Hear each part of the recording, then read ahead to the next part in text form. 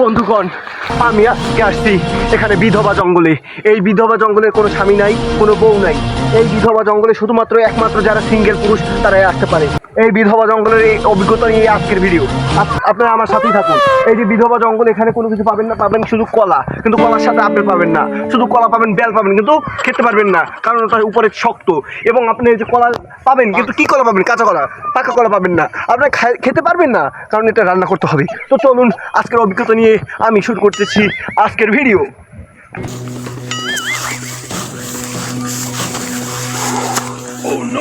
বন্ধুগণ, বর্তমানে এমন একটি অবস্থা, এখানে টেম্পারেচার ন্যূনতম 44°C।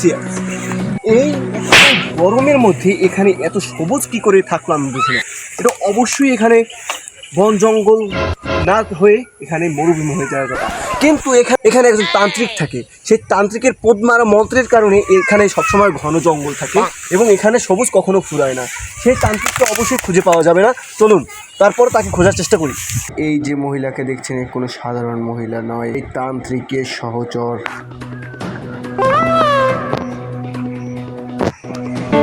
বন্ধুরা, এই বিধবা জঙ্গলে আপনারা টয়লেট পাবেন না, জলও পাবেন না। এখানে আপনাদের টয়লেটে পরে চোচড়া পাতা বা কচু পাতা দিয়ে নিজেদের কাজ সারতে হবে। আমি আপাতত সেটাই করব। বন্ধুরা, এই জঙ্গলে কোনো খাবার দাবার পাবেন না। এখানে না পাবেন থালাবাটি, তাই খেতে হবে কচুর কাঠি। আমি একটি বিশাল ধরনের একটা ভয়ঙ্কর পরিস্থিতিতে পড়ে গিয়েছিলাম, যে এখানে ভয়ঙ্কর একটি বাঘ আমাকে আক্রমণ করেছিল একটু আগে। আমার ক্যামেরাম্যান হাঁক দিয়েছিল দেখে আর কি ভিডিওটা হয় নাই। তো এই জন্য আমার কি দুর্ঘটনাবশত পথ পাখনামি করতে গিয়ে আমার সানগ্লাসটা হারিয়ে ফেলেছি। চলুন তারপরেও আমার এই অবস্থায় জার্নি করতে হবে। যদিও আমার সানগ্লাসটা ছিল প্রায় $75 বিলিয়ন, যেটা আমি শুধুমাত্র একটি পথ পাখনামি করার জন্য হারিয়ে ফেলেছি।